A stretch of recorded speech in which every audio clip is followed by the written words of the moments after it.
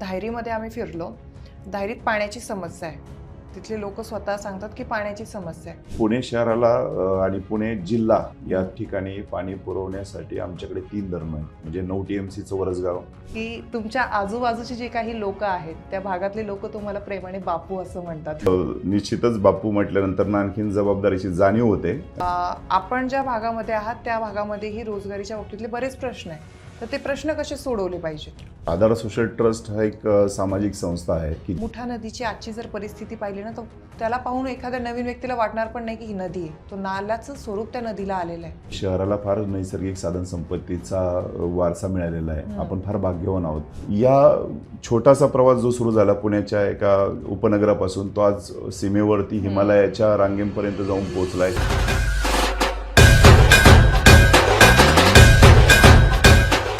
नमस्कार. NRT न्यूजच्या गुलाल कुणाचा या मुलाखतीच्या कार्यक्रमामध्ये आपल्या सर्वांचं स्वागत. आज आपण आहोत पुण्यातील धायरी या भागामध्ये. धायरी भागात अनेक प्रश्न आहेत, अनेक समस्या आहेत, अनेक चांगल्या गोष्टी आहेत, अनेक वाईट गोष्टीही आहेत. आज आपण ज्यांच्याशी चर्चा करणार आहोत ते आहे आधार सोशल ट्रस्टचे संस्थापक. सर नमस्कार, स्वागत आहे तुमचं या पॉडकास्ट सिरीजमध्ये. नमस्कार. सरांनी गेल्या 11 वर्षापासून आधार सोशल ट्रस्टच्या माध्यमातून महिलांचे प्रश्न, वृद्धांचे प्रश्न, बालकांसाठी नवनवीन गोष्टी, नवनवीन समुपदेशन कार्यक्रम, सोबतच आपले बॉर्डरवर जे जवान आपल्या संरक्षणासाठी धडपड करतात, आपले रक्षण करतात, त्यांच्यासाठी बरंचसं कार्य केलं आहे. आता या कार्याचा उलगडा आपण त्यांच्यासोबत चर्चा करताना करणारच आहोत. आपण जर कधी पाहिलं तर धायरी हा जो भाग आहे या भागामध्ये खूप जास्त वर्दळीचं प्रमाण आहे. तसंच ऐतिहासिकदृष्ट्या सिंहगड असेल, खडकवासला असेल, अजून धायरीचं नऱ्ह्यातलं जे काही स्वामीनारायण टेम्पल आहे, असे अनेक ऐतिहासिक स्थळं पण आहे. म्हणजे धायरीमध्ये खूप छान गोष्टी पण आहेत की जिथे पर्यटनाचा ओघ पण असतो. आपण सरांसोबत आज याच विषयावर बऱ्याच चर्चा करणार आहोत. तुमच्या माझ्या मनातले बरेच प्रश्न आहेत, त्यावर थेट संवाद साधणार आहोत. पण त्याआधी सर, मी तुमच्या आधार सोशल ट्रस्टबद्दल बऱ्याच गोष्टी ऐकलेल्या आहेत. मला त्याबद्दल जाणून घ्यायला आवडेल. निश्चितच आधार सोशल ट्रस्ट हा एक सामाजिक संस्था आहे की ज्याच्या माध्यमातून समाजातल्या वेगवेगळ्या घटकांवरती सातत्यानं एक मदत करण्याचा प्रयत्न, समाजातल्या युवकांना असेल, महिलांना असेल, काही दुर्लक्षित घटकांना असेल, सोबत घेऊन जाण्याचा, समाजाचं हित समाजासमवेत करण्याचा प्रयत्न आधार सोशल ट्रस्टने तो मानस केला. आणि गेल्या जवळपास 1999 पासून आमच्या परिसरातल्या आमच्या युवकांनी एकत्रित येऊन तो या संस्थेची स्थापना केली. आणि आम्हाला असं वाटतं की निश्चितच समाजामध्ये आज म्हणजे या एकूणच आपली भारतीय संस्कृती आहे की जेव्हा आपण एकत्रित राहतो तर एकमेकांचा जिव्हाळा, प्रेम वृद्धिंगत व्हावं, एकमेकांच्या परिस्थितीला, अडचणींना सामोरं जाऊन एकमेकांना मदत करावी. हा जो काही आपल्या संस्कृतीचा ठेवा, आपला वारसा जो काही आपण निर्माण झालेला आहे, याच्या माध्यमातून, या ट्रस्टच्या माध्यमातून आम्ही वेगवेगळ्या क्षेत्रामध्ये काम करण्याचा प्रयत्न केला. हा जो काही पुण्याजवळचा उपनगरांचा जो भाग होता, धायरी असेल किंवा सिंहगड एकूण परिसर असेल, शैक्षणिकदृष्ट्या इथे साधनसंपत्ती बऱ्यापैकी, आणि तिथूनच आमच्या खऱ्या कार्याची सुरुवात झाली. या परिसरामध्ये शिक्षक वर्ग मोठ्या प्रमाणामध्ये राहायचा आणि परिस्थिती त्या 90च्या दशकामधली ऑलमोस्ट बेताचीच सर्वसामान्य परिस्थिती आपण पाहिलेली आहे, सगळ्यांनीच अनुभवलेली आहे. या परिस्थितीमध्ये परिस्थिती अनुरूप जबाबदारीची जाणीव ठेवून अनेक युवक समाजाशी जोडले गेले. त्याच्यामध्ये संस्कारांचा पगडा शिक्षक असतील, पूर्वीचे जे काही आमच्या समाजसुधारक असतील, या लोकांचा एक पगडा समाजाच्यावरती निश्चित होता, तो आमच्यावरती होता. आणि आपण जाता जाता एखाद्याचं जी मदत करता येणं शक्य असेल त्याला ती निश्चित करावी, म्हणून आधार सोशल ट्रस्टची निर्मिती करून आम्ही तो पुढे प्रवास सुरू केला. आधार सोशल ट्रस्टमध्ये प्रामुख्याने तुम्ही जसं म्हटले की 11 वर्षापासून ट्रस्ट सुरू आहे, प्रामुख्याने कोणकोणती कामं केली जाते? एकूणच 20-22 वर्षांच्या या आधार सोशल ट्रस्टच्या प्रवासामध्ये शैक्षणिक क्षेत्रामध्ये आपण काही करिअर काउन्सिलिंगचे प्रोग्राम सातत्यानं घेत असतो की जेणेकरून समाजाला शिक्षण हे वाघिणीचं दूध आपण म्हणतो, पण त्या शिक्षणाच्या माध्यमातून जर एखाद्या युवकाला त्याच्या असणाऱ्या वाटेवरती योग्य वळणावरती म्हणजे 10वी-12वीच्या नंतरनं त्याच्या करिअरच्या वाटा कशा असाव्यात याच्यावरती काही करिअर काउन्सिलेशन जर आपण व्यवस्थित केलं, त्याला जर आज जगाच्या वाटेवरती येणारा जर प्लॅटफॉर्म आपण चांगल्या पद्धतीने निर्माण करून दिला. अनेक शिक्षण तज्ज्ञ आपल्या पुण्यामध्ये आहेत. शिक्षण म्हणजे पुणे हे विद्येचं शिक्षणाचं माहेरघर आपण म्हणतो, संस्कृतीचं माहेरघर म्हणतो. तर इथूनच चांगल्या युवकांची युवतींची चांगली निर्मिती व्हावी आणि जगाच्या वाटेवर त्यांनी प्रवास करावा म्हणून करिअर काउन्सिलेशनचे काही प्रोग्राम घेतले जातात. सोबतच समाजाला निश्चितच याची देखील आरोग्याची फार गरज असते. तर तिथे सुद्धा चांगल्या डॉक्टरांचं त्यांच्या सोबत म्हणजे जिथे काही दुर्घटना घडतील तर त्वरित डॉक्टर उपलब्ध व्हावेत. सोबतच एखाद्या कुटुंबामध्ये काही दीर्घ आजाराने व्याप्ती असेल किंवा त्याला तिथं आरोग्य उपचारांची मदत हवी असेल तर चांगल्या एक्सपर्ट डॉक्टरांचं पॅनल त्यांच्यासाठी उपलब्ध कसं करून देता येईल, त्यांना त्या दिशेवरती चांगली मदत योग्य वेळी कशी मिळू शकेल. काही आर्थिक मदतीमुळे सुद्धा कुटुंब फार प्रचंड मागे जातात. सरकारच्या फार चांगल्या योजना असतात परंतु ते सर्वसामान्य लोकांना माहीत नसतात. कदाचित एखादं कुटुंब त्या विवंचनेमध्ये अडकल्यानंतर त्यांना कोणत्या दारी आम्ही मदतीला जावं हे माहिती नसतं. तर अशाच वेळी एक आधार सोशल ट्रस्ट प्लॅटफॉर्म तयार करतं. रेग्युलर हेल्थ चिकित्सा शिबिर असतील, कारण हेल्थ चिकित्सा जर वारंवार केली तर त्याच वेळी कळेल की आता त्या कुटुंबातल्या त्या सदस्याची आत्ताची स्थिती, शारीरिक स्थिती काय, सोबत काही मानसिक स्थितीसाठी आपण त्यांना मदत करू शकतो का. कारण जसं काही शारीरिक आरोग्य जेवढं गरजेचं आहे तसं या धावपळीच्या दैनंदिन जीवनामध्ये या सगळ्या परिस्थितीमध्ये जो काही व्यक्ती प्रचंड याच्यामध्ये हरवला आहे तर त्याला त्याचं मानसिक स्वास्थ्य देखील जपणं गरजेचं आहे. महिलांचं देखील मानसिक स्वास्थ्य आपण जपणं गरजेचं आहे. तर त्यांना थोडंसं या कालावधीमध्ये काही मोटिवेशनल प्रोग्राम देऊन आपण त्यांचं मानसिक स्वास्थ्य स्थिरावू शकतो का असा प्रयत्न आधार सोशल ट्रस्ट करतं. एम्प्लॉयमेंट जनरेशनसाठी, रोजगार निर्मितीसाठी, रोजगाराच्या अनेक वाटा जगाच्या वळणावरती आता निर्माण होऊ पाहत आहेत. पूर्वीसारखं डॉक्टर, इंजिनियर्स, वकील काही अशा ठराविकच पॅटर्नमधून न जाता आपण काही वेगळ्या रोजगाराचे काही उपलब्धी निर्माण करू शकतो का. सेंट्रल गव्हर्नमेंट असेल, स्टेट गव्हर्नमेंट असेल यांच्या माध्यमातून खूप साऱ्या स्टार्टअपच्या देखील योजना सातत्यानं उपलब्ध आहेत. अनेक कोटींपर्यंतच्या योजना गव्हर्नमेंट त्या ठिकाणी फंडिंग करतं. परंतु आमच्या PMAGP, CMAGP असतील किंवा जिल्हा उद्योग केंद्राच्या माध्यमातून असेल की या योजनांची माहिती सर्वसामान्यांना मिळावी. महिलांना देखील खूप चांगली उपलब्धता या माध्यमातून तयार आहे. तर जिल्हा उद्योग केंद्राच्या माध्यमातून ती माहिती यांच्यापर्यंत पोहोचली जावी आणि चांगलं फंडिंगसुद्धा त्यांना व्यवसायासाठी कसं तयार होऊ शकेल. एखादा व्यवसाय उभा राहू शकतो परंतु तो टिकवला कसा पाहिजे, त्याचं मार्केटिंग चांगल्या पद्धतीने कसं गेलं पाहिजे. कारण एखादी गोष्ट उत्पादन करणं कदाचित शक्य होतं व्यवस्थित, परंतु ते मार्केटमध्ये त्याचा एक चांगला ग्राहक वर्ग निर्माण करून ठेवणं याच्यासाठी सुद्धा आपण प्लॅटफॉर्म दिला पाहिजे. अशा योजनांची माहिती देण्यासाठी आधार सोशल ट्रस्ट एक पाऊल पुढं टाकतं. याच्यासोबतच एक युनिक प्रोग्राम म्हणजे जेणेकरून या देशातला आमचा भारतीय जवान सीमेवरती आमच्या देशाच्या रक्षणासाठी, आमच्या 140 करोडच्या भारतवासियांच्या रक्षणासाठी सीमेवरती अहोरात्र तैनात असतात. तर त्यांना त्या ठिकाणी भारतीय सणांचा कोणताही आनंद घेता येत नाही.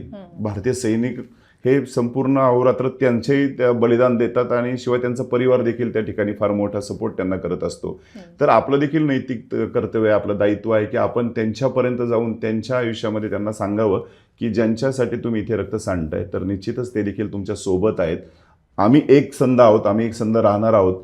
तुम्ही शत्रूशी सामना करताना तुम्ही त्या ठिकाणी कणखरपणाने पहाडासारखे आमच्यासाठी छातीवर गोळ्या झेलता, परंतु भारतीय आम्ही विभागून न जाता तुमच्या सोबत आम्ही राहू असं आश्वासन देण्यासाठी आम्ही दरवर्षी दिवाळीला भारतीय सीमांवरती प्रत्यक्षात जातो. गेल्या 11 वर्षांपासून हा एक वेगळा उपक्रम पुणेकरांच्या साथीनं, पुणेकरांच्या सहकार्यानं फार मोठ्या प्रमाणावरती सुरू झाला. महिला भगिनी तर आता वाट पाहतात की दिवाळी केव्हा येते आणि आमच्या भाऊरायाला त्या ठिकाणी म्हणजे कुटुंबातल्या त्या सदस्याला की जो सीमेवरती आमच्या कुटुंबाच्या रक्षणासाठी तिथे तैनात आहे तर त्या आमच्या भारतीय जवानाला, आमच्या बंधुरायाला घरातला पहिला मायेचा घास तिथे द्यावा म्हणून आमची महिला भगिनी वाट पाहते. दिवाळी पहिला त्यांच्या नावाने लावला जातो, मायेचा घास पहिला बनवलेला त्यांच्यासाठी बाजूला घेतला जातो आणि त्याच्यानंतर तो फराळ आमची संपूर्ण या धायरी परिसरातले युवक असतील, पुण्यातल्या अनेक त्याच्यामध्ये संस्था जोडल्यात, पुण्यातले अनेक युवक सहकारी आमचे असतील तर हे सगळं घेऊन सीमेवरती प्रत्यक्षात जातात आणि तिथे सीमेवरती हा राजस्थानच्या सीमेपासून जे काही आपण जैसलमेर असेल, तनोट माता मंदिर असेल, चुरनवाला सीमा असेल, किशनगड सीमा असेल, काश्मीरमधल्या श्रीनगरमधल्या कुपवाडा भाग असेल, रजौरी भाग असेल, पूंछ असेल की जिथं सातत्यानं टेररिस्ट अटॅक होतात आणि तिथे आपला सैनिक त्या काळाच्या ह्याच्यावरती उभा असतो वळणावरती, त्याला प्रसंग माहीत नाही पुढे कोणता उभा आहे. तर तिथून श्रीनगरपासून त्या अगदी सियाचीनच्या सिक्कीमपर्यंत नॉर्थ ईस्टपर्यंत आमची आदर सोशल ट्रस्ट आणि सहकारी जातात आणि तिथे तो मायेचा घास भरवला जातो सैनिकांना आणि ते पुन्हा आश्वस्त केलं जातं की निश्चितच आम्ही तुमच्या सोबत आहोत भारतीय म्हणून. तर हा एक आगळा वेगळा देशातला प्रत्येक भारतीयाचंच तसं कर्तव्य आहे की जे आपण इथं दैनंदिन आयुष्य भोगतोय आणि जे आपलं कुटुंब सुखरूप आहे ते त्यांच्यामुळे आहे. तर त्यांच्यासोबत जावं, संवाद करावा, हा एक वेगळा प्रयत्न आदर सोशल ट्रस्टच्या माध्यमातून केला जातो. याच्यासोबतच सैनिक आणि देशाचे विद्यार्थी देशाचं भविष्य आहे तर त्यांच्यामध्ये सेतुबंधन व्हावं, त्यांच्यामध्ये देशाप्रती आत्मीयता तयार व्हावी, सैनिकांबद्दलची आत्मीयता तयार व्हावी, याच्यासाठी विद्यार्थ्यांबरोबर राज्यस्तरीय ग्रीटिंग कार्ड स्पर्धा घेतल्या जातात. विद्यार्थ्यांना सांगितलं जातं की तुम्हाला जे वाटेल सैनिकांप्रती, देशाप्रती तुम्ही ते चित्रित करावं.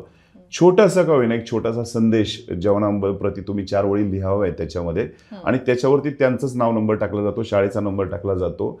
त्याच्यावरती ते सगळे घेऊन एकत्रित एक संकलन शिबिर घेतलं जातं आणि त्या शिबिराच्या माध्यमातून काही पुरस्कार, बक्षिसं पण दिली जातात. मला आनंद वाटतो गेल्या 11 वर्षापासून या उपक्रमामध्ये महाराष्ट्रातल्या जवळपास 19 ते 20 जिल्ह्यांमधल्या शाळा, जवळपास 230-32 शाळा जोडल्या गेल्या या उपक्रमाला. म्हणजे नुसतं एक निरोप कळाला तरी ती शाळा जोडली जाते आणि चांगला, फार मोठा प्रतिसाद या उपक्रमाला मिळतो. दरवर्षी किमान 16 ते 17 हजार शुभेच्छा संदेश प्राप्त होतात आणि ते शुभेच्छा संदेश सीमेवरती या फराळासोबत भारतीय जवानांना सुपूर्द केले जातात. भारतीय जवानांना ते ज्यावेळेस मिळतात तर त्याच्यातल्या ओळी वाचून आणि भारतीय नागरिक आमच्या सोबत आहेत हे पाहून, विद्यार्थी आमच्या सोबत हे पाहून त्यांचं मन देखील गहिवरून येतं तिथे आणि ते पुन्हा या विद्यार्थ्यांना फोन करतात. तिकडून सीमेवरून ज्यावेळी फोन येतो तर पूर्ण कुटुंब भारावून जातं की आम्हाला सीमेवरून फोन आलाय. इतकं त्या कुटुंबाचा फार एक वेगळा त्या ठिकाणी प्रसंग जोडला जातो आणि या माध्यमातून कुठेतरी देशसेवेच्या या वाटेवरती चालण्याचा एक प्रयत्न त्या निमित्तानं आदर सोशल ट्रस्ट करते. शिवाय सोबत महिलांना किंवा मुलींना स्पेसिकली की थोड्याशा करिअरच्या वाटा सीमित असतात. आत्ता निश्चितच आपण भारतीय म्हणून फार पुढे गेलोय. प्रत्येक महिलेला आपण आदराचं, मानाचं स्थान देतो आणि मुलींना सुद्धा चांगलं एक्सप्लोजर मिळतं. परंतु खेळामध्ये कुठेतरी आणखीन त्याला वाव मिळावा याच्यासाठी आदर सोशल ट्रस्टने सिंवा क्रिकेट वॉरियर्स म्हणून या क्रिकेट क्लबची स्थापना केली, ज्याच्यातल्या आत्ता 2 मुली IPLच्या लेवलला खेळलेल्या आहेत. मला अभिमान वाटतो की मुलींमध्ये प्रचंड क्षमता आहे. फक्त थोडीशी ती वाट जर आपण निर्माण करून दिली, हरियाणासारखं जर आपण त्या ठिकाणी जर तसं करू शकलो तर निश्चितच हरियाणा फार एक देशामध्ये वेगळं स्थान मुलींमध्ये त्यांनी तयार करून दिलेलं आहे प्लॅटफॉर्म. तसंच महाराष्ट्राने देखील तसा तो एक हा प्रवास सुरू जो केलेला आहे खेलो इंडियाच्या माध्यमातून, तर तो मला वाटतं की एक चांगल्या गतीने पुढे जाऊ शकेल. आता गेल्या 3-4 वर्षांपासून आमच्या मुली रणजी असतील किंवा वरती टुर्नामेंट त्यामध्ये खेळत आहेत, मैदानी खेळांना वाव मिळतो आणि त्यांना पाहून ग्रामीण भागातल्या मुलीसुद्धा या उपक्रमाशी, खेळांशी जोडल्या जातात. त्यांच्यामध्ये एक प्रेरणा जागृत होतीये की चला बाबा, शिक्षण झाल्यानंतर लगेच लग्नाकडे न वळता आपण देखील आपलं करिअर चांगलं तयार करू शकतो. निश्चितच जॉबच्या माध्यमातून असेल किंवा एक स्वतःची व्यक्तिमत्व विकास आपण ज्याला म्हणतो तर तो देखील करण्याचा प्रयत्न त्या ठिकाणी केला जातोय. दुसरा एक चांगला उपक्रम आदर सोशल ट्रस्टच्या माध्यमातून आता केला जातो की डिजिटलचं युग आहे आणि निश्चितच ऑनलाईन आपण जर पाहतोय तर 10 वर्षांमध्ये ह्या इंटरनेटने आपल्या सगळ्यांच्या जीवनावरती फार मोठा प्रभाव टाकलाय आणि ते स्पेसिफिकली जास्त मुलांच्या, विद्यार्थ्यांच्या जीवनावरती फार प्रभाव टाकलाय. आणि ती मुलं, त्यांना माहीत नाही की एक्झॅक्टली आम्ही किती कालावधीपर्यंत स्क्रीनिंग टाईम ठेवला पाहिजे, तर ते जास्तीत जास्त स्क्रीन टाईममध्ये आहेत. तर याच कालावधीमध्ये त्यांचा पालकांशी संवाद असेल, कुटुंबाशी संवाद असेल किंवा इतर समाजातल्या इतर लोकांशी संवाद सातत्यानं कमी होतोय आणि संवाद जर कमी झाला तर त्यांची चिडचिड आपण पाहतोय की त्यांच्या मानसिक आरोग्यावरती याचा फार मोठा परिणाम आपल्याला पाहायला दिसतोय. त्यांची क्रिएटिव्हिटी थोडीशी सीमित होती की काय, अशी देखील भीती आपल्याला त्या ठिकाणी निर्माण होताना पाहतोय. आम्ही काही बालमानसतज्ञांच्या बरोबर या माध्यमातून संवाद साधल्यानंतरनं त्यांनी निदर्शनास आणून दिलं की ही आपल्याला जागेवरती परिस्थिती आणण्यासाठी काही पावलं उचलणं निश्चित गरजेचं आहे. मग आम्ही त्यांच्याकडून काही पुस्तकं की जी गोष्टींच्या रूपातून मुलांना थोडीशी आवड निर्माण होऊ शकेल, पूर्वी आजी आजोबा सांगायच्या गोष्टी आणि त्या गोष्टींच्या रूपातून मुलांची ती सुप्त जाणीव थोडीशी जागृत होऊन त्याच्याकडे एक बळ मिळायचं, परंतु आता ते थोडंसं बंद झालं आहे.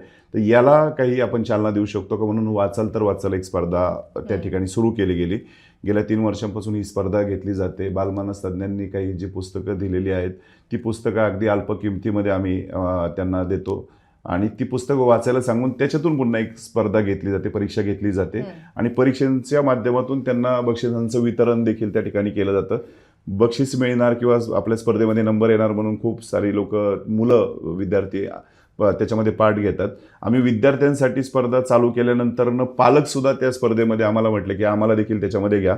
मग खुल्या गटातली सुद्धा आम्ही स्पर्धा सुरू केल्या. जवळपास 5,600 लोक याच्यामध्ये आता सहभागी झालेले आहेत आणि फार मोठ्या प्रमाणावरती वाचाल तो वाचाल या स्पर्धेत देखील फार चांगला प्रतिसाद मिळतोय. असा एक डिजिटलच्या युगामध्ये थोडासा ऑफलाईन राहण्याचा प्रयत्न, थोडंसं डिअटॅच होण्याचा एक प्रयत्न आपण केला पाहिजे म्हणून हा एक वेगळा उपक्रम चालू केलेला. समाजामध्ये निश्चितच काही आपण जे म्हणतो स्वच्छता दूत आहेत, तर त्या स्वच्छता दूतांच्या बद्दल आपण त्या लोकांना कचरेवाले म्हणतो, झाडूवाले म्हणतो, परंतु ते जेव्हा स्वच्छ करतायत आपला परिसर, आपलं सोसायटी असेल, आपले सगळा जवळपासचा परिसर असेल, ते स्वच्छ केल्यामुळेच खऱ्या अर्थानं आपण चांगल्या पद्धतीने तिथे आपलं जीवनमान चांगल्या पद्धतीने राहू शकतो. परंतु त्यांच्या भावना आपण जाणून घेतो का? त्यांच्याबद्दलच्या ते काम कोणत्या पद्धतीने करतायत, त्यांना किती त्रास होत असेल? पैसे हा क्रायटेरिया इथे नसावा, तर ते त्या ठिकाणी आपल्यासाठी ते मदत करणारे आहेत हे म्हणून स्वच्छता दूतांना तशी एक आदराची भावना देणं, याच्यासाठी स्वच्छ म्हणजे माझी वसुंधरा म्हणून महाराष्ट्र शासनाचा आणि पुणे महानगरपालिकेचं एक अभियान होतं. तर त्याच्या माध्यमातून आम्ही तो उपक्रम सुरू केला की त्यांना देखील आदराचं स्थान देऊन त्यांना देखील वेगवेगळ्या सणांना आपण थोडंसं कुटुंबाचा भाग म्हणून जोपासलं पाहिजे, त्यांना आदर दिला पाहिजे. तो एक माझी वसुंधरेबरोबर जोडलेला उपक्रम आहे. एकूण आधार सोशल ट्रस्टचा सामाजिक प्रवास पाहता राष्ट्रीय खो खो स्पर्धेच्या माध्यमातून आमच्याकडं मैदानी खेळांना वाव मिळण्यासाठी राष्ट्रीय खो खो स्पर्धेचं आयोजन नुकतंच केलं गेलं होतं. ज्याच्यामध्ये 9 राज्यांचे संघ, दिल्ली असेल, राजस्थान असेल, तेलंगणा असेल, आंध्र प्रदेश असेल, मध्य प्रदेश असेल, गुजरात असेल, असे 9 राज्यांचे संघ त्याच्यामध्ये आले होते. मैदानी खेळांना वाव मिळाला पाहिजे. आता स्पर्धा किंवा आपण पाहतोय की अकॅडमिक परफॉर्मन्समुळे किंवा अकॅडमिक यशाच्या मागे धावताना आपण थोडंसं शारीरिक फिजिबिलिटी किंवा त्याच्या असणाऱ्या क्षमतांकडे दुर्लक्ष होत आहे आणि त्याच्यामुळे याच्याकडं लक्ष दिलं पाहिजे म्हणून ती स्पर्धा आयोजित केली गेली होती. फार मोठ्या प्रमाणावरती पुणेकरांचा आणि या राज्यातूनच संपूर्ण प्रतिसाद एक त्याला चांगला मिळाला होता.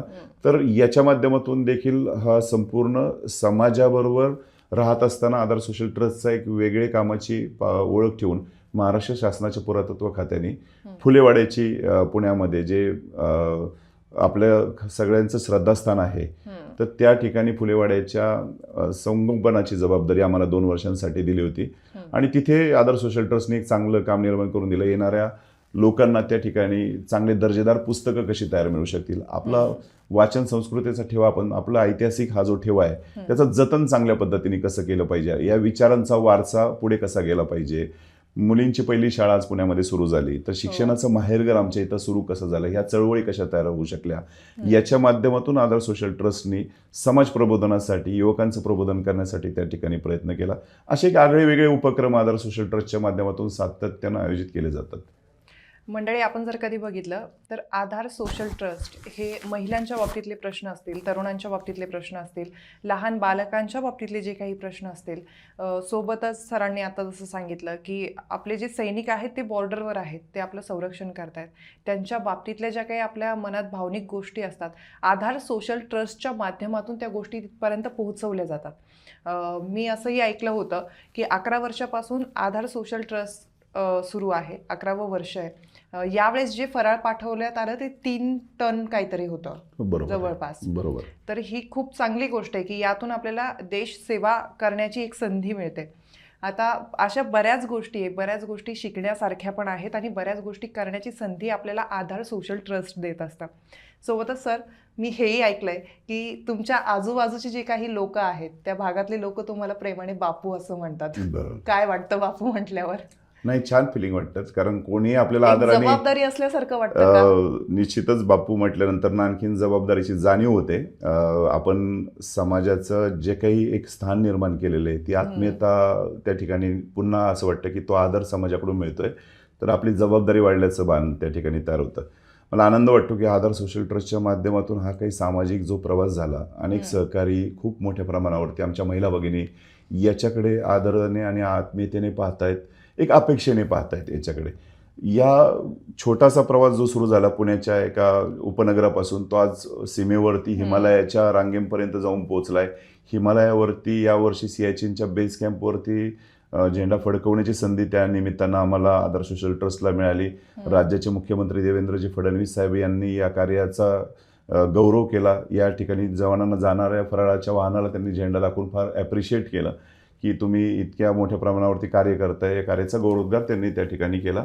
मला दुसरी एक महत्त्वाची मोलाची पावती वाटते की भारतीय सैन्याकडून जे मिळालेलं जे पावती आधार सोशल ट्रस्टला आहे की या 11 वर्षांच्या कार्याची दखल घेऊन तो विश्वास जो काही संपादन झाला, तर भारतीय सैनिकांच्या माध्यमातून तिथे सीमावर्ती क्षेत्रातल्या युवकांसाठी, महिलांसाठी, तिथल्या तुम्ही काही तिथल्या याच्यामध्ये रोजगार निर्मितीसाठी काही करू शकता का, यांच्याशी एक चांगला संवाद तयार करू शकता का, की जेणेकरून हा जो सीमावर्ती क्षेत्र आहे हे थोडंसं दुर्लक्षित क्षेत्र राहिलं आहे. निश्चितच हा भाग थोडासा रिमोट एरियामध्ये येतो, प्रवाहाच्या थोडासा वेगळा असतो आणि निश्चितच त्याच्यामुळे कदाचित तिथला संवाद कमी असल्या कारणामुळे ती लोक थोडीशी किंवा युवक स्पेसिफिकली लवकर थोड्याशा वेगळ्या वळणावरती जाऊ शकतात. म्हणून काही आग्रह आम्हाला झाल्यानंतर आम्ही तिथं वेगळ्या ॲक्टिव्हिटी सुरू केल्यात.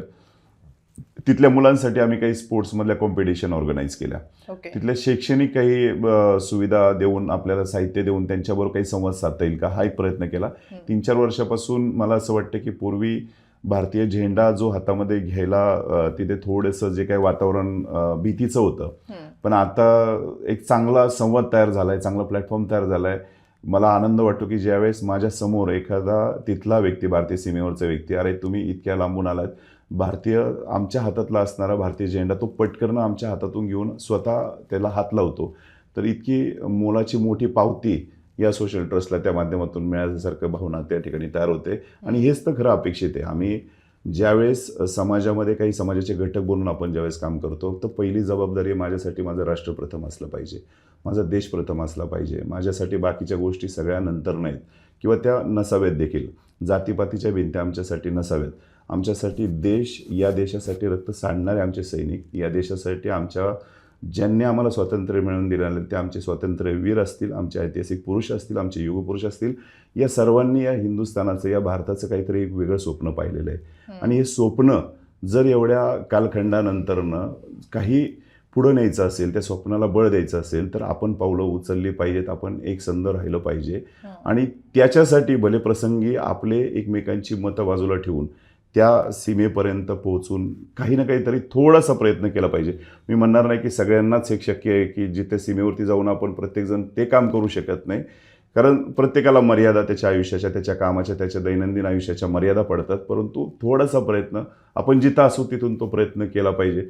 मला तो प्रसंग फार मनापासून भावतो की ज्यावेळेस सीमेवरती जाऊन तो तिथला युवक, तिथली युवती भारतीय झेंडा हातामध्ये घेते, तर तिच्यामध्ये ती भावना आहे की हा भारत देश माझा सुद्धा आहे. आणि ज्याच्या रक्षणासाठी, संरक्षणासाठी आमचे सैनिक तिथं रक्त सांडतायत, तर खऱ्या अर्थानं ते शहीदांचं रक्त आमच्या वायाला गेलेलं नाही. ते शहीदांचं रक्त निश्चितच या रक्षणासाठी, भारताला एक संध ठेवण्यासाठी प्रचंड मोठं त्याच्यातलं तो त्याग बलिदान घेऊन आज त्या ठिकाणी दिसतंय आपल्याला की त्यांनी आपल्याला संपूर्ण देशाला एक संध ठेवण्यासाठी फार मोठं काम केलेलं आहे. तुम्हाला समाजकार्य किंवा राजकारणाकडे यावं का वाटलं? मला असं वाटतं की प्रत्येकजण समाजामध्ये आधार शोधत असतो. पूर्वी परिस्थिती 90च्या दशकातली, 2000च्या दशकातली ही आर्थिक परिस्थिती असेल किंवा कौटुंबिक परिस्थिती असेल, ही फार थोडीशी नाजूक असायची व्यक्तींची. आणि त्या परिस्थितीमध्ये एकमेकांचा आधार लोक प्रत्येकजण शोधायचे. आणि जेव्हा हा आधार शोधण्यासाठी एकमेकांच्या जवळ गेल्यानंतरनं आपल्याला कोणीतरी आधार दिलाय, आपल्याला कोणीतरी या मायेच्या, विश्वासाच्या पोटी जवळ घेतलंय, तर आपण चालत असताना कुठेतरी अशी काही घटना घडते, कुठेतरी अशा काही जाणीवा होतात आपल्याला, कोणीतरी समोर आपलं उपेक्षित राहिलं, त्याला देखील मदतीची गरज आहे, हे जेव्हा जाणवतंय, पाहतो आपण समाजामध्ये, तर मग त्या ठिकाणी ही जाणीव तयार झाली की नाही, आपण देखील सोबत, आपल्याला जे काही संस्कार मिळाले आणि आपण जे काही शिकलो परिस्थितीच्या माध्यमातून, परिस्थिती माणसाला शिकवत असते, अनुभवांची फार मोठी शिदोरी आपल्याबरोबर आहे, तर हे सगळं घेऊन मग त्याच्यातून आपण आधार सोशल ट्रस्ट सारख्या सामाजिक संस्थेची निर्मिती केली. मला मनापासून सामाजिक कार्य करायला फार आवडतं की लोक फार प्रत्येकाच्या आयुष्यामध्ये मर्यादा आहेत, वेळेच्या मर्यादा आहेत, परिस्थितीच्या मर्यादा आहेत.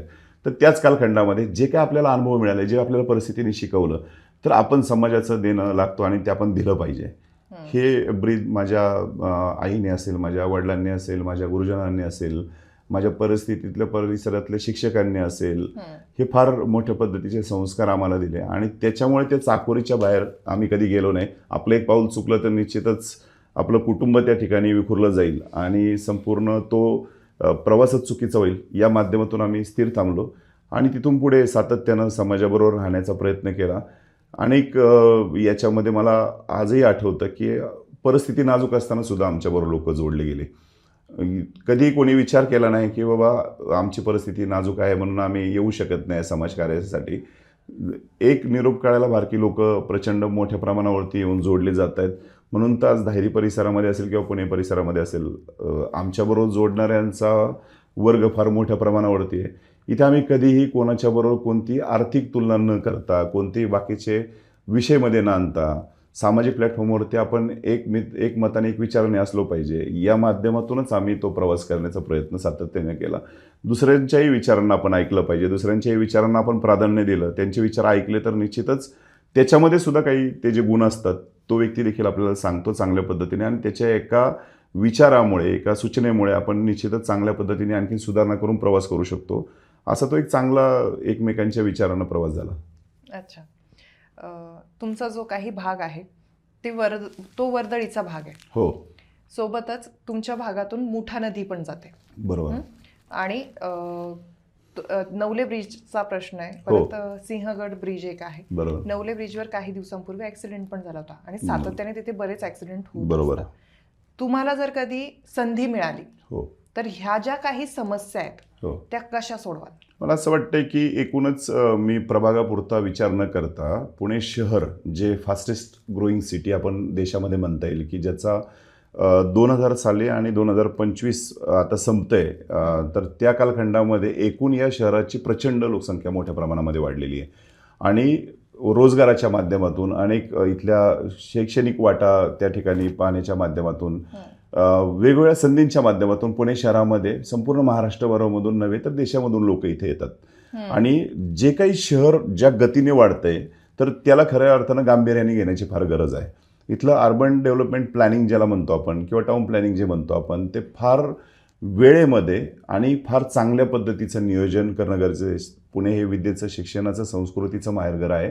पुणे हे पूर्वी पेन्शनरांचं शहर म्हटलं जायचं. पुणे हे निवांत शहर म्हणून म्हटलं जायचं. परंतु या शहराने केव्हाच त्याची कात बदलली आहे. ह्या पुणे शहराने केव्हाच लोकसंख्येला आपल्या कवेमध्ये घेण्याचा प्रयत्न सुरू केलेला आहे. तर याच्यासोबत एक सुनियोजित शहर म्हणून ज्यावेळेस आपण म्हणतो, आपण पाहताल तर चंदीगडसारखं शहर हे 1966 साली ठरवून प्लॅन त्या ठिकाणी केलं गेलं आणि आतील फार चांगल्या पद्धतीचे पर्यायी रस्ते त्या ठिकाणी तयार केले गेले. तिथले असणारे गार्डन्स असतील, तिथल्या असणाऱ्या पायाभूत सुविधा असतील, हॉस्पिटलचं नियोजन असेल, पब्लिक ट्रान्सपोर्टेशनचं नियोजन असेल, हे फार चांगल्या पद्धतीने तिथे तयार केलं गेलं. नियोजित शहर म्हणून त्या चंदीगडचा विकास त्या ठिकाणी ठरवून केला गेला. तर इथे सुद्धा आपल्या शहराची पुढच्या 50 वर्षांची, 100 वर्षांची जी वाटचाल आहे ती आम्ही कशा पद्धतीने ठरवतोय. इथे पश्चिमेच्या बाजूला हिंजवडीसारखं मोठं IT हब आहे. पुण्याच्या त्या उत्तरेच्या बाजूला चाकण किंवा भोसरीसारख्या मोठ्या MIDCs आहेत. वाघोली पूर्वेच्या बाजूला वाढतंय. सोलापूर रोड प्रचंड त्या ठिकाणी गती घेतोय. उंडरी पिसोळी या ठिकाणी रहिवासी त्या ठिकाणी मोठ्या प्रमाणावरती होत आहेत. याच्यासोबतच म्हणजे पश्चिम पुणे आणि पूर्व पुणे, दक्षिण उत्तर पुणे हे सर्वांगीण उपनगरांसहित वाढायला लागलं. पुणे महानगरपालिकेने याच्यामध्ये PMRDA सुद्धा स्थापन केलं होतं आणि जवळपास मला असं वाटतं की मुंबईच्या MMRDAच्या इतका एरिया, म्हणजे 400 चौरस किलोमीटरचा इतका एरिया पुणे आणि PMRDAने सुद्धा आता एक्वायर केला आहे. तर मग 400 चौरस किलोमीटरला पूरक पोषक पुढच्या 50 वर्षांच्या पायाभूत सुविधा कशा कुठल्या प्रमाणामध्ये कुठे असाव्यात याचं फार गांभीर्यानं नियोजन करणं फार गरजेचं आहे. याला रिंग रोडचं प्रोव्हिजन असेल किंवा आतमधल्या सिटीमध्ये सुद्धा आता आपल्याला जे पूर्वी या शहरामध्ये 1988 साली एक शिवणे खराडी रस्ता होता नदीच्या कडेने, तो 100 फुटांचा रस्ता होता 88च्या विकास आराखड्यामध्ये. तर हा जर रस्ता तयार झाला असता तर निश्चितच मला वाटते शहरामध्ये येऊन मिळणारे रस्ते किंवा शहराबाहेरून येणारे रस्ते याच्यामधून ट्रॅफिक इन आणि आउट बाहेर दोन्हीकडे झालं असतं. म्हणजे शिवण्याचा किंवा सिंहगड रोडचा किंवा पश्चिम पट्ट्यातला जो काही वाहतूक त्याच्यावरती होणारी आहे ही पूर्वेला जायला एक सिंगल मस्त छान कॉरिडॉर तयार झाला असता. तर जसं पुणे शहराचा हा जो मध्यवर्ती भागातला रस्ता होता, तर या रस्त्याला जर विकसित झालं असतं तर आज तिथून प्रचंड मोठ्या प्रमाणावरती जे पुणे शहरामध्ये ट्रॅफिक होत आहे तर ते ट्रॅफिक मुक्त होण्यासाठी प्रयत्न झाला असता. सोबतच आतमध्ये शहरामध्ये पूर्वी एक अंतर्गत चतुर्शृंगीपासून पद्मावतीकडून असा एक रिंग रोड होता.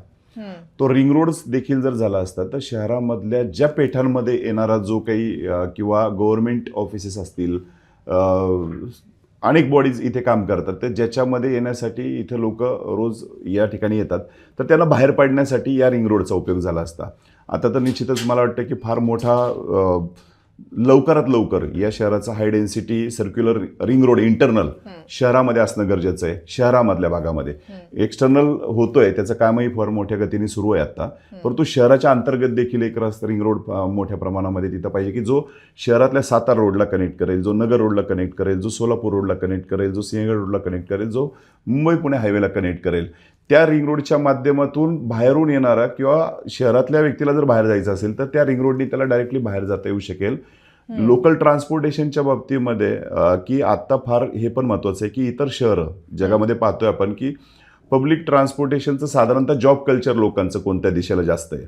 म्हणजे जर हिंजवडी IT हब असेल तर तिकडे जास्त जाणारे लोक आहेत का, चाकण बोसरी परिसरामध्ये जास्त जाणारे लोक आहेत, एज्युकेशनसाठी कुठे लोक जातात. लोकांचं जॉब कल्चर पाहून त्या पद्धतीचं लोकल ट्रान्सपोर्टेशनच्या सुविधा आणि ॲक्सेसेबल वेळेमध्ये सुविधा, शिवाय डिजिटल ॲपच्या माध्यमातून त्यांना ती माहिती उपलब्ध करून देणं की कोणत्या वेळी साधारणतः कुठे काय ट्रान्सपोर्टेशन उपलब्ध आहे.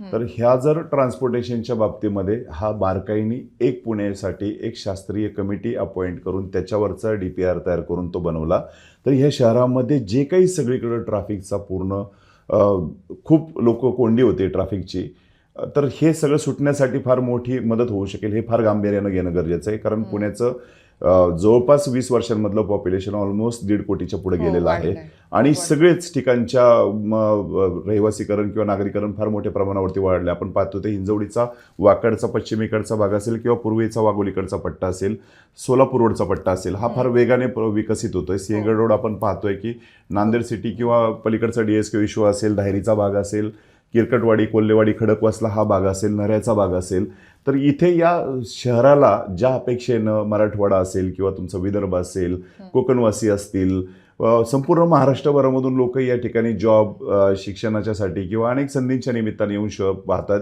आणि त्या या शहराकडून त्यांच्या माफक अपेक्षा आहेत. तर इथे एक दर्जेदार राहणीमान त्यांना मिळावं आणि इथल्या सुविधा, पायाभूत सुविधा देखील चांगल्या पद्धतीनं, गतिमान पद्धतीनं, दर्जात्मक पद्धतीनं तयार व्हावेत. याच्यासाठी शहराच्या प्रशासकीय अधिकाऱ्यांनी याच्याबद्दल, म्हणजे PMRD असेल किंवा पुणे म्युनिसिपल कॉर्पोरेशन असेल, ह्या स्थानिक स्वराज्य संस्था आहेत की ज्या या सगळ्या गोष्टी मॉनिटर करतात, त्यांच्या कंट्रोलच्या मध्ये आहेत. कारण इथला भरणारा नागरिकांना जो काही पैसा या मूलभूत सुविधांसाठी भरला जातो तो त्यांच्याकडे जातो आणि जवळपास 11-12 हजार कोटी रुपयाचं बजेट पुणे महानगरपालिका आता दरवर्षी देते.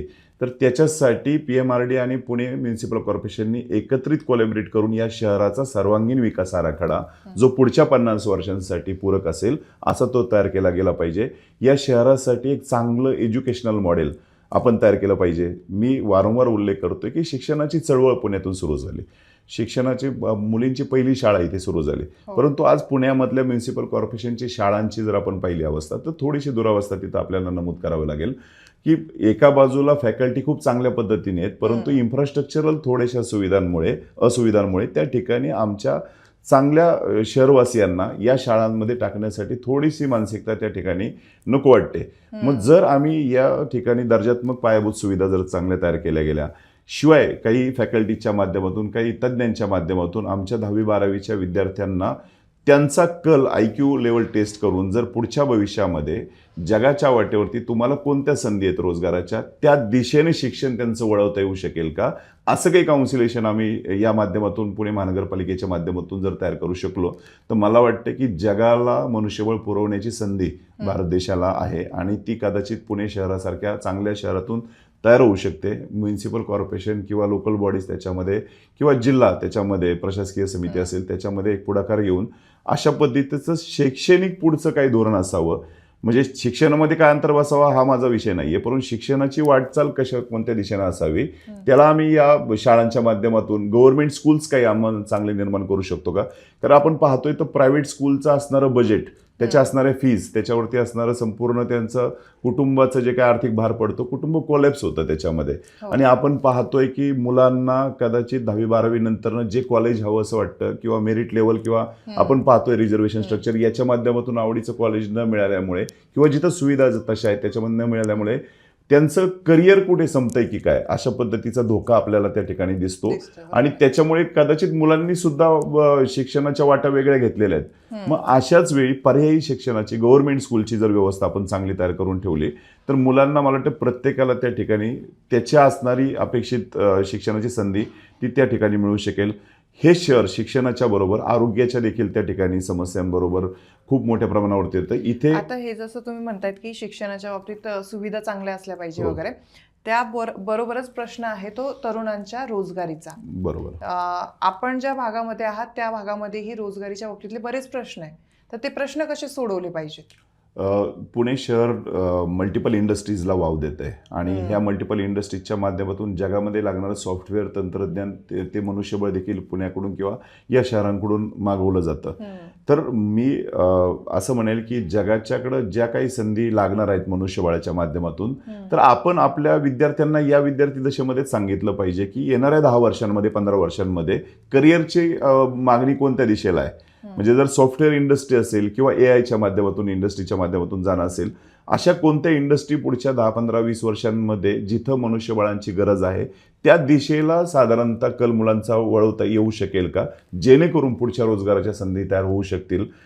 एकच इंडस्ट्रीला फॉलो करण्यापेक्षा म्हणजे जर आपण पाहिलं असेल की मागच्या कालखंडामध्ये सॉफ्टवेअर इंडस्ट्री किंवा वेगळ्या इंडस्ट्री म्हणजे काही स्पेसिफिक इंडस्ट्रीमध्ये जर थोडासा कल मुलांचा गेला त्याच्यामुळे तिथे असणारी पोटेन्शियल उपलब्धता मोठ्या प्रमाणावरती उपलब्ध झालं. दुसऱ्या सेक्टरमध्ये थोडीशी उपलब्धता कमी झाली तर त्यांना या स्किल डेव्हलपमेंटच्या माध्यमातून स्किल एज्युकेशनच्या माध्यमातून आपण काही मुलं जी शिकली थोडी कमी शिक्षण झालंय किंवा काही शिक्षणाच्या वाटेवरती आहेत याच वेळी त्यांना करिअरच्या चांगल्या संधी उपलब्ध करून देण्यासाठी गव्हर्नमेंटच्या माध्यमातून आपण पुढाकार घेतला पाहिजे. काही एनजीओजला देखील त्या ठिकाणी आपण जोडून घेतलं पाहिजे की ज्याच्या माध्यमातून आमच्या जगाच्या पटलावरती गेलेले जे काही तज्ज्ञ आहेत तर त्यांची एक कमिटी स्थापन करून आपण या 15-20 वर्षांचा एक रोडमॅप एज्युकेशनच्या बाबतीतला आणि रोजगाराच्या बाबतीतला दिला पाहिजे. अच्छा, आता आपण जर कधी पाहिलं तर एक महत्त्वाचा मुद्दा आहे तो म्हणजे पुण्यामध्ये क्राईम फार जास्त वाढत आहे. सोबतच धायरीचा भाग असेल, नऱ्ह्याचा भाग असेल किंवा वडगाव बुद्रुकचा भाग असेल, या भागातही रोज काही ना काही घडलेल्या आपण बातम्या बघतो. क्राईम जे काही वाढत आहे त्यात महिलांच्या संदर्भातल्याही बऱ्याच गोष्टी, महिलाही असुरक्षित फील करतायत. हे प्रश्न कसे सोडला पाहिजे? पुण्याला डाग लावण्याचा प्रयत्न त्या ठिकाणी निश्चितच होतोय. मला असं पण मग वाटतं इथे प्रशासन कुठेतरी कमी पडतं असं वाटतं का? नाही, प्रशासनाच्या माध्यमातून थोडंसं इनिशिएटिव्ह पुढे घेणं गरजेचं आहे. त्याला हे नागरिकांची जोड देखील असावी. कारण एकटं गुन्हा रोखणं हे नुसतंच पोलिसांचं जसं कर्तव्य तसं नागरिकांचं देखील आहे. आपण नागरिक म्हणून आणि एक समाज म्हणून एक संध राहून या विषयाला मुळासहित थोडंसं बाजूला किंवा त्याचं निराकरण करण्याचा प्रयत्न केला पाहिजे. जी काही मुलं याच्यामध्ये या क्षेत्रामध्ये आलेली आहेत जाणते अजाणतेपणाने तर त्यांचं काही थोडंसं समुपदेशन करून छोट्या गोष्टींमुळे होणारे वादविवाद, निर्माण होणारे वादविवाद ते टाळले पाहिजेत. अगदी आपण पाहतोय की जो रोडला छोटासा ऍक्सिडेंट घडला, पार्किंगची समस्या असेल, कुठेतरी छोटीशी काही जाता जाता माझ्याकडे पाहिलंय म्हणून काही घटना घडलेली असेल तर बाबा निश्चितच त्याच्या माध्यमातून पोलिसांचा नागरिकांशी, युवकांशी संवाद, तो कॉलेजियन स्टुडंट असतील, समाजातले इतर युवक असतील, ते संस्थांच्या माध्यमातून देखील आपण घेऊ शकतो. यांना एकत्रित करून बाबा छोट्याशा या कारणामुळे तुमचं आयुष्य कुठंतरी या भरडलं जाईल, तुमचं कुटुंब भरडलं जाईल. छोट्या प्रतिष्ठेमुळे आम्ही जर ह्या सगळ्या आयुष्याला डाग लावत असू, आमच्या जॉबच्या करिअरच्या संधी गमावल्या जाणार आहेत, तर हे त्यांना जर कायद्याची जरब देऊन त्यांना कायद्याच्या भाषेमध्ये होणारे परिणाम जर त्यांना आपण या वयामध्ये जर सांगितले तर मला वाटते मुलं जी काही कुठल्या संगतीमुळे त्यांच्या त्या छोट्याशा अशा दुर्लक्षामुळे जर इकडे वळणावरती वळणार असतील तर ती थांबतील. याच्यासाठी म्हणजे आपण म्हणतो की निश्चितच prevention is much better than cure.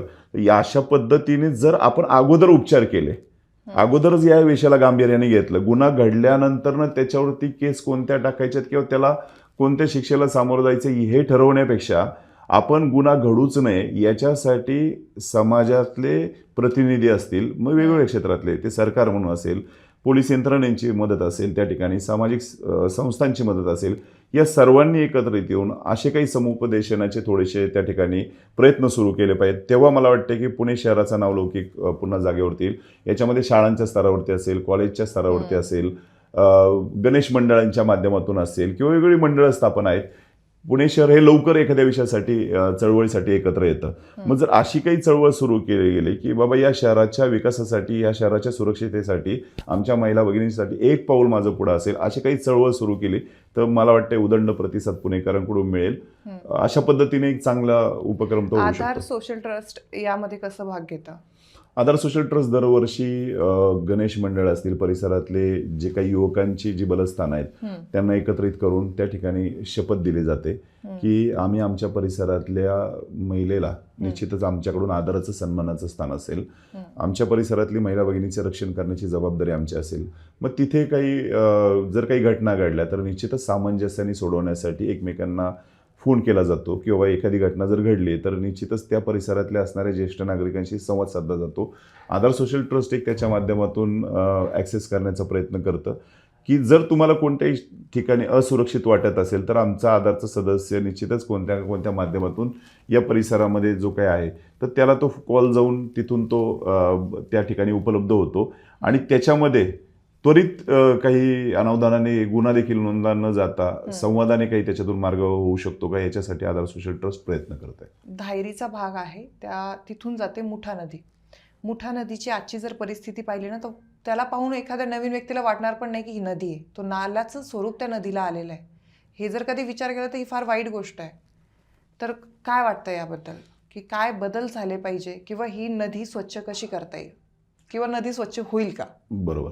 निश्चितच पुणे शहराला फार नैसर्गिक साधन संपत्तीचा वारसा मिळालेला आहे. आपण फार भाग्यवान आहोत. पुणे शहरासारखं अतिशय म्हणजे सिंहगड किल्ला असेल, तोरणा राजगड असेल पलीकडे, त्याच्यानंतर वरती पानशेत सारखं, वरसगाव सारखं, खडकवासल्यासारखं धरण, मोठ्या प्रमाणावरती पाण्याची उपलब्धता आणि नैसर्गिक साधन संपत्ती फार मोठ्या प्रमाणावरती या ठिकाणी आपल्याला निर्माण आहे. परंतु हे जतन करण्यासाठी गांभीर्यानं प्रयत्न गरजेचं आहे.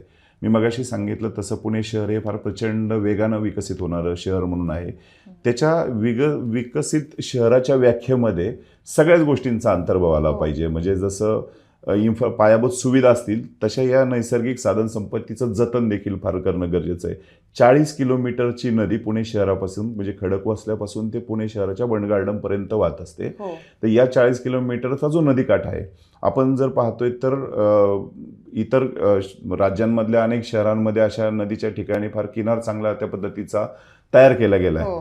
नाशिकला आपण गोदाकाठ पाहतो, साताराला आपण कोरेगावचा एरिया पाहतो. अनेक अशी उदाहरणं देता येऊ शकतील की त्या काठाला जर चांगल्या पद्धतीने तयार केलं गेलं, कॉन्क्रिटीकरण जिथे गरजेचं असेल तिथं, जिथं झाडांचं संगोपन संवर्धन करणं गरजेचं आहे तिथे त्याची त्या प्लांटेशन चांगल्या पद्धतीने केलं पाहिजे. आणि जो काही तिथला वेस्ट वॉटर जो जातो ते त्याच्यासाठी वेगळ्या लाईन तयार करून आमच्याकडे कंटिन्यू वॉटर बॉडीमधून एक पाण्याचा फ्लो जर तयार केला गेला तर पुणे शहर पुणेकरांना 40 किलोमीटरचा सुंदर नदीकाठ उपलब्ध होईल. हा जो मोठेच्या कडेला कचऱ्याचे पण ढिगार लागलेले असतात. हो, आणि त्यावरून आरोग्याच्या समस्या पण निर्माण होतात. याच्यासाठी पुणे शहरामधले जे काही पूर्ण हा डिस्पोजल सिस्टीम आहे तर तीही शहरामध्ये न येता त्याचे जे ठिकठिकाणचे पॉईंट तयार आहेत त्याच ठिकाणी तो कचरा लवकर संकलित होऊन त्याची डिस्पोजल सिस्टीम लवकर ॲक्टिवेट करणं गरजेचं आहे. नागरिकांना जर ते प्लांटच जर माहीत नसतील, त्या जागा कुठं टाकायच्या माहीत नसतील तर तो जाता येता कोणीतरी गाडीवरती पटकन कॅरीबॅग घेतो तो टाकून देतो. म्हणजे आमचं वेस्ट संकलित करण्याचं ठिकाण म्हणून मोठं इकडं आमच्या पाहिलं जातं, मोठामाई इकडं आमच्या पाहिलं जातं. तर मोठामाई आमची आमच्या शहराची आत्मा आहे, आमच्या शहराची मुख्य वाहिनी आहे. तर या शहराच्या वाहिनीला सुंदर तिचा आकार करण्याचा, स्वच्छ करण्याचा प्रयत्न आपल्या सर्वांच्या आणि प्रामुख्यानं प्रशासनाच्या माध्यमातून होणं गरजेचं आहे. त्याचा एक चांगला नियोजित दर्जेदार आराखडा की ज्याच्यामध्ये सगळंच असेल. मग त्या मुठेमध्ये आमच्या ऐतिहासिक वारसांचं त्याच्यामध्ये काही व्हिज्युअल्सच्या माध्यमातून त्या ठिकाणी मांडणी असेल, काही काठ चांगले जर आपण तयार केले गेले तर तिथं नागरिकांना बसण्यासाठी काही त्यांच्या कलाकार कट्टे असतील, वेगवेगळ्या काही ॲक्टिव्हिटी तयार करता येऊ शकतील. एक चांगलं पार्किंगचं शहरातलं जी काही गरज आहे या शहराला प्रचंड, तर या फ्लड लाईनच्या बाहेर म्हणजे जे काही पूरग्रस्त नियंत्रण रेषा जे आहे, पूर नियंत्रण रेषेच्या बाहेर आपल्याला त्या ठिकाणी पार्किंगची प्रोव्हिजन या शहराला जर 40 किलोमीटरच्या बाउंड्रीला जर लागून केली, याच्यासोबत प्रशासनाने मेट्रोचं प्रोव्हिजन त्याच्यामध्ये केलेलं आहे. तर इथे येणारा नागरिक पार्किंग करेल आणि त्या मेट्रोमधून तो बाहेर जाऊ शकेल, त्याचे जे काही जॉबला जायचं असेल किंवा, आणि तिथून तो इझी ॲक्सेस त्याला उपलब्ध होऊ शकेल, पार्किंगची समस्या मिटेल. शिवाय सोबत जर आपण या काठाचं संपूर्ण जे काही संगोपन आणि संवर्धन करण्यासाठी त्याचा जर DPR शासनाने तयार केला तर पुणेकरांना अतिशय चांगलं पर्यटन स्थळ सुद्धा त्या ठिकाणी मिळू शकेल, एक चांगला श्वास हे शहर घेऊ शकेल असं मला वाटतं. तर हे हा विषय गांभीर्यानं हाताळण्याची नितांत गरज आहे. आता आपण नदीबद्दल बोललो. नदी जशी शहराची शोभा वाढवते तसेच पर्यटन स्थळ आहे.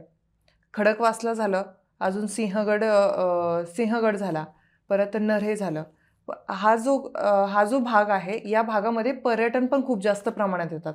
पण इथल्या ज्या काही समस्या आहेत, ट्रॅफिकच्या असतील, अजून धूळ असणं, अस्वच्छता असणं, त्यामुळे पर्यटक काहीशा प्रमाणात नाकारतो त्या गोष्टींना. या गोष्टींकडे कसं पाहतात? पर्यटनाच्या माध्यमातून एक चांगल्या रोजगाराच्या संधी देखील या शहराला आहेत. त्या भागातल्या तरुणांना संधी खूप मिळणार मोठ्या तिथे. प्रमाणावरती हो. संधी आहे. आमचे पाहिलं तर खडकवासल्याच्या ठिकाणी जवळपास 30 एकरची जागा इरिगेशनची उपलब्ध आहे की ज्याच्या माध्यमातून तिथे फार मोठ्या प्रमाणावरती चौपटीचं प्लॅनिंग होऊ शकतं. त्या ठिकाणी बेंगलोरच्या धर्तीवरती वृंदावन सारखं मोठं गार्डन त्या ठिकाणी जिथे लाईट रेझर शो उपलब्ध असतात आणि हजारो पर्यटक त्या ठिकाणी येतात. आजही काही सुविधा त्या ठिकाणी नसताना देखील पुणे शहर पावसाळ्यामध्ये तर प्रचंड गर्दी करतं. पुणे शहराला सगळ्यात जवळचा असणारा हा वॉटर बॉडीचा जो बेल्ट आहे, नैसर्गिक अत्यंत चांगल्या त्या ठिकाणी उपलब्धी आहेत. तर त्या ठिकाणी पर्यटनासाठी लोक येतात. तर आपण जर असं तो शासनाच्या माध्यमातून जर तो तिथं निर्माण झाला 28-30 एकरामध्ये वृंदावन सारखं मोठं गार्डन, आणि त्याला असणारा जो काही नदीकाठचा जो पर्यायी रस्ता जो पुणे शहरापासून अगदी येऊ शकतो, तो सिंहगड रस्ता ज्याच्यावरती कंटिन्यू ट्रॅफिक जाम असतं, तर त्याला पर्यायी रस्ता एक त्या माध्यमातून उपलब्ध होणार आहे. आणि ही जी ट्रॅफिक कोंडीची जी समस्या आहे ती सुटण्यासाठी या पर्यायी रस्त्याच्या माध्यमातून मदत होणार आहे. जो या प्रभागासाठी किंवा या पुणे शहरासाठी सिंहगड रोड पट्ट्यासाठी जो काही विकास आराखडा पुणे महानगरपालिकेने 2005 साली जो मंजूर केला, मला वाटतं की त्याला गतिमान पद्धतीने प्रायोरिटी ठेवून त्याचं अंमलबजावणी करण्यासाठी कार्यतत्परता दाखवली गेली पाहिजे. 2005 सालापासून या परिसराला लागणाऱ्या पायाभूत सुविधा असतील, मग त्या रस्ते कोणत्या प्रमाणावरती कुठे असावेत याचं नियोजन त्या विकास आराखड्यामध्ये 2005 साली केलं गेलं आहे. याच्यामध्ये हॉस्पिटलचं नियोजन असेल, ग्राउंडचे नियोजन असतील किंवा इतर ज्या काही सुविधा आहेत पायाभूत सुविधा, याचं नियोजन कुठं किती प्रमाणामध्ये असावं या सगळ्याचं प्रोव्हिजन विकास आराखड्यामध्ये पुणे महानगरपालिकेने 2005 साली केलं. परंतु 2005 नंतर आज 2025 पर्यंत 20 वर्षांच्या कालखंडामध्ये याची अंमलबजावणी होऊ शकली नाही. इरिगेशनचे रस्ते आपण विकसित करू शकलो असतो तर इरिगेशनवरती असणाऱ्या जागा लवकर शासनाला ट्रान्सफर होऊ शकतात. तर त्या जर उपलब्ध झाल्या तर या परिसराची जी सातत्यानं होणारी वाहतूक कोंडी ती लवकर सुटू शकेल. मला वाटतं की त्याच्यावरती फार काम होणं गरजेचं आहे. अच्छा. धायरीमध्ये आम्ही फिरलो. धायरीत पाण्याची समस्या आहे. तिथले लोक स्वतः सांगतात की पाण्याची समस्या आहे. पाण्याची समस्या तुम्ही स्वतः पण अनुभवली असणार आहे. पाण्याच्या बाबतीत जर प्रॉब्लेम असतील तर तिथे लोक म्हणजे राहायला यायला पण विचार करतात. आणि धायरी असा भाग आहे की मराठवाडा असेल, पश्चिम महाराष्ट्र असेल, इथून येणारे लोक तिथे राहतात कामानिमित्त. पण मग पाण्याची समस्या ही कशी सोडवली गेली पाहिजे? पुणे शहराला आणि पुणे जिल्हा आणि उजनी जिल्हा या तिन्ही ठिकाणी पाणी पुरवण्यासाठी आमच्याकडे 3 धरणं आहेत. म्हणजे 9 TMCचं वरसगाव, 10 TMCचं पानशेत आणि 2.5 TMCचं खडकवासला धरण. जवळपास 21-22 TMCचा साठा असणारी 3 धरणं आमच्याकडं उपलब्ध आहेत. आणि त्या माध्यमातून इतकं मोठ्या प्रमाणावरती पाण्याचं नियोजन चांगलं होऊ शकतं. महानगरपालिकेने तसा नियम केला की 135 लिटर दर डोई पाणी मिळावं. साधारणतः त्यांच्या नियमाप्रमाणे एका फ्लॅटमध्ये 5 माणसं जर धरली तर 600-650 लिटरचा फ्लो एका फ्लॅटला मिळावा. एक जर सोसायटी 10 फ्लॅटची असेल तर साधारणतः तिथे 6-7 हजार लिटरचा फ्लो मिळाला पाहिजे. याच्यासाठी त्या सोसायटीला किती इंचाचं कनेक्शन असावं, त्या सोसायटी एका लेनमध्ये जर 10 सोसायटी असतील तर त्या लेनमध्ये किती इंचाच्या लाईन मुख्य असल्या पाहिजेत, अशा लेन जर त्या परिसरामध्ये, समजा उदाहरणार्थ धायरीचं जर उदाहरण घेतलं किंवा नरेचं उदाहरण घेतलं तर धायरीमध्ये समजा साधारणतः 30-35 लेन आहेत, तर त्या लेनला जाण्यासाठी किती इंचाची कनेक्शन त्या वरच्या याला मुख्य असले पाहिजे. मग याच्या सगळ्यांचा जिओलॉजिकल कंटूर सर्वे करून, शास्त्रीयदृष्ट्या त्याचा कंटूर सर्वे करून ओव्हरहेड टाक्यांचं प्रोव्हिजन करायला हवं, की ज्याच्या माध्यमातून अगदी नॅचरल पद्धतीने उतार मेंटेन करून तो प्रत्येक नागरिकाला त्या फ्लोनी पाणी मिळायला पाहिजे. अशा पद्धतीचा नियोजित विकास आराखडा, नियोजित आराखडा DPR म्हणतो त्याला आपण, की तो तयार करायला लागतो. परंतु 20 वर्षांमध्ये असा कोणताही DPR शासनाकडे तयार न केल्या गेल्यामुळे ह्या परिसरातल्या पाण्याची पूर्ण बोंबाबोंब उडालेली आहे. याला नांदेड सिटी असेल, तुमचा DSKचा परिसर असेल, नऱ्यातला भाग असेल, धायरीचा प्रचंड वाढणारा भाग असेल, कंटूर सर्वे करून जर आपण ओव्हरहेड टाक्यांचं व्यवस्थित पाण्याचं प्रोव्हिजन केलं, जिथून पाणी आम्ही उचलणार आहोत तिथून ते वेगाने या टाक्यांमध्ये डिस्ट्रीब्यूट करून त्या टाक्यांमध्ये जावं आणि तिथून हे जे काय आपण सिस्टीम राबवू, DPR तयार करून, की बाबा एवढं नागरीकरण सकल पट्ट्यामध्ये आहे, एवढं नागरीकरण वरच्या भागामध्ये, पठाराच्या भागामध्ये आहे, काही DSKच्या भागामध्ये, काही बेनकर वस्ती असेल, काही नऱ्याचा भाग असेल, या सगळ्या भागाचा शास्त्रीयदृष्ट्या कंटूर सर्वे म्हणतात त्याला, की त्याचा अभ्यास करून मग त्यांच्या लाईनचं प्रोव्हिजन त्याच्यामध्ये, शिवाय त्याच्यामध्ये वॉल सिस्टीम आपण कशी देऊ शकतो, सगळ्या नागरिकांना, तिथल्या राहणाऱ्या नागरिकांना वेळेमध्ये आणि प्रेशरनी पाणी मिळावं, याच्यासाठी त्या लाईनचं प्रोव्हिजन असतं. याच्यासाठी तो नियोजित आराखडा तयार करावा लागतो आणि त्याच्यासाठी पहिलं काम असू शकेल किंवा जेणेकरून त्याच्या माध्यमातून हे नागरिकांना जे काही संपूर्ण फायनान्शियल त्यांचं बजेट, एका बाजूला नागरिक प्रचंड दर 1 मिनिटाला एक टँकर धायरीमधून, नाऱ्यामधून जातोय. पाण्याची उपलब्धी म्हणजे पाण्याची गंगा आमच्या धायरी परिसरातून पुणे या पट्ट्यातून जाते. धरण उशाला आणि कोरड घशाला अशी आमची अवस्था असताना, इथं उपलब्धता नसते तर बाग ठीक आहे, परंतु उपलब्धता असताना आम्ही पाणी आम्हाला दर 1 मिनिटाला एक विकत घ्यावं लागतं. याच्यामधून वेळेची तर प्रचंड अडचण होते. जर पाणी घरामध्ये आलं नाही तर निश्चितच आमच्या महिलेचं सगळं व्यवस्था पूर्ण स्वयंपाकाची असेल, कुटुंबाचीच व्यवस्था त्या ठिकाणी विलंब होतो त्या वेळेचा आणि त्यांचं असणारं आर्थिक बजेट देखील कोलॅप्स होतं. म्हणजे दरवेळी सोसायटीला किमान 30-35 हजार रुपयाचा मोठा खर्च या पाण्यापोटी करावा लागतो. शिवाय याच्यातून या टँकर रस्त्यावरती आल्यामुळे जी काही अवजड वाहनांची जी वाहतूक याच्यावरती होते रॅन्डम पद्धतीने, त्याच्यामधून घडलेल्या ॲक्सिडेंटचे परिणाम तर फार मोठे आहेत. याच्यासाठीच आपण एक चांगला हा जो वॉटर DPR आहे सगळा तो बनवला पाहिजे. वॉटर डिस्ट्रीब्युशन सिस्टीम चांगली केली पाहिजे, त्याच्यावरती भरकाम केलं पाहिजे. अच्छा, पाण्याचा प्रश्न आहे, सोबतच आरोग्याची बऱ्याच समस्या आहे.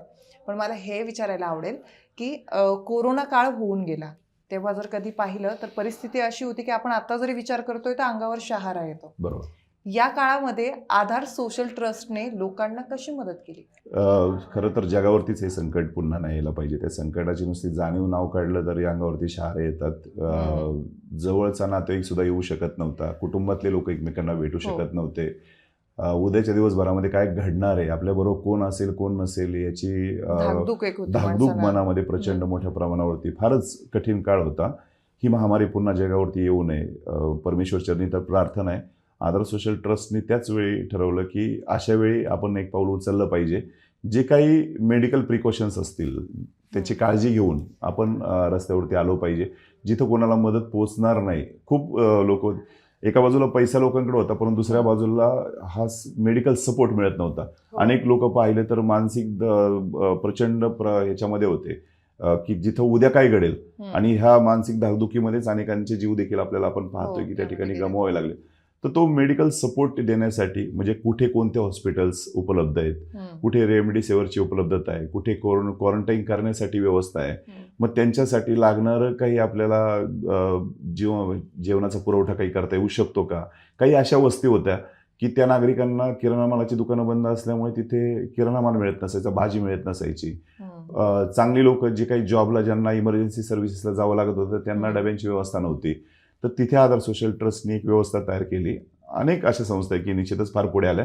त्यातली एक आधार होती, ती त्यांनी ठरवलं की आपण एक प्रयत्न करूयात. मग सगळ्या मेडिकल प्रिकॉशन्स घेऊन आम्ही 38 दिवस 600 लोकांना त्या ठिकाणी डबे पुरवण्याचा प्रयत्न केला.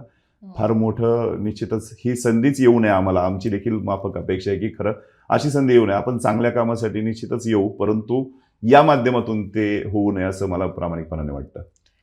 आपल्या भागामधून नवले ब्रिज जातो. नवले ब्रिजमध्ये एक मोठा ॲक्सिडेंट झालेला आहे जो आपण आता म्हणजे नाहीच विसरू शकत कोणी. त्यासोबतच तो एक ॲक्सिडेंट नाही, दररोज तिथे काही ना काही घडत असतं. नवले ब्रिजवरचे ॲक्सिडेंट थांबवण्यासाठी प्रशासन कमी पडतंय की लोक बेशिस्त आहेत? याच्यामध्ये नवले ब्रिजमध्ये जवळपास 153 ॲक्सिडेंट आणि इतक्या लोकांनी जीव गमावला आता. दुर्दैव म्हणावं लागेल की फार शहराच्या ॲक्सेस असणारा जो काही दक्षिणेकडचा आहे त्याच्यामधून वाहतूक येते. नागरिकांचं बेशिस्त म्हणताच येणार नाही. प्रशासनाची तिकडे थोडंसं दुर्लक्ष होतं असं जाणीवपूर्वक नमूद करावं लागेल. इथे ज्यावेळी आम्ही एखादा रस्ता तयार करतो तर शासन पहिल्यांदा येतं की इथं याच्यावरती टोल आकारला जावा. तर टोल नाका उभा केला खेड शिवापूरला, परंतु या पट्ट्यामध्ये सातत्यानं होणाऱ्या ॲक्सिडेंटसाठी एखादी शास्त्रीय कमिटी जी तयार व्हायला पाहिजे होती की ज्याच्या माध्यमातून अभ्यासातून निष्कर्ष निघाला असता की हे ॲक्सिडेंट होण्याचं नक्की कारण काय.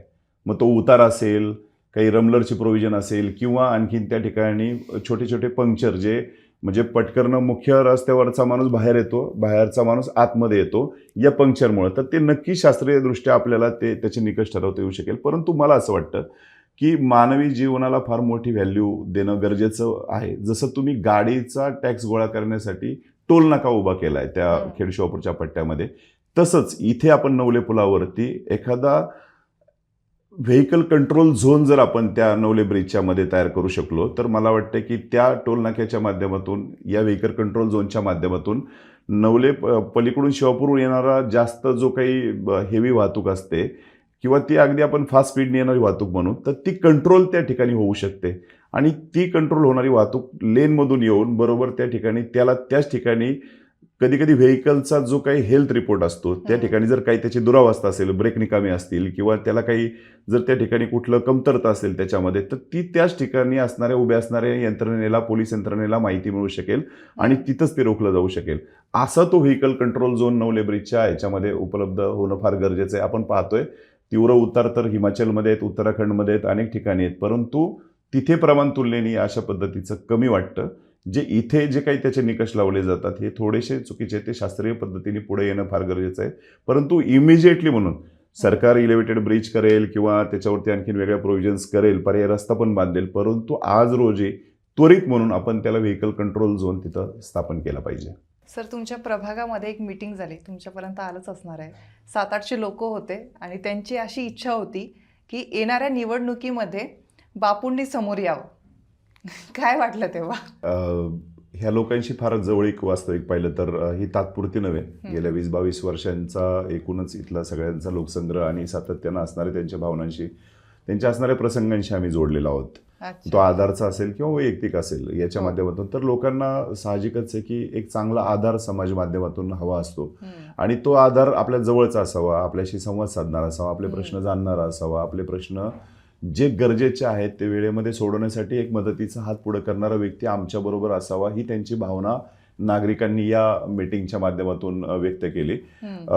खूप मोठा इथला वर्ग तो जो काही जमा झाला होता, तर त्यांना हा 8-9 वर्षांच्या नंतरनं येणाऱ्या निवडणुकांच्या माध्यमातून आमच्याशी कोणीतरी आमच्या माध्यमातून तयार झालेला प्रतिनिधी आम्हाला हवा आहे, अशी त्यांची मनापासूनची भावना आहे की जो या सगळ्या रस्ता, लाईट, पाणी असेल किंवा इतर सुविधा देण्यासाठी कोणी तत्पर असेल, ज्याचा थोडासा याबद्दलचा काही आग्रह असेल हे सोडवण्यासाठी आणि दर्जात्मक पद्धतीने काम करण्याचा प्रयत्न, त्यांनी ती भूमिका माझ्यापाशी मांडली की बाबा आपण तुम्ही आमच्या जवळचे आहात आणि असा प्रवास निश्चित करताना आम्हाला आनंद वाटेल, हे त्यांनी मांडले. मला असं वाटतं की माफक निश्चित अपेक्षा आहे, त्याच्याबद्दलचा विचार देखील करायला आवडेल. कारण ज्या व्यवस्थेमध्ये आपण आहोत तर त्या व्यवस्थेच्या माध्यमातून एक समाजातला त्यांचा सोबती मी देखील या समस्या भोगतोय. म्हणजे जर आपण पाहिलं तर एक नागरिक म्हणून जे त्यांना अडचणी आहेत त्या मला देखील अडचणी आहेत. माझी देखील मुलं याच रस्त्यावरती प्रवास करतायत, आम्ही याच परिसरामध्ये राहतोय. तर ज्या दैनंदिन समस्यांना त्यांना सामोरं जावं लागतंय ते देखील मी देखील अनुभवतोय. म्हणून मग त्याच्यावरती चर्चा करत राहण्यापेक्षा की यांच्याच माध्यमातून लोकांची ताकद एकत्र करून जर आपण काही चांगला पर्याय त्याच्या माध्यमातून जर तयार करू शकलो तर ते एक चांगलं या समाज व्यवस्थेला बळ देणाराचा प्रयत्न असू शकेल. ही लोक निश्चितच सर्वसामान्य माणसं त्यांच्या दैनंदिन आयुष्यामध्ये व्यस्त आहेत.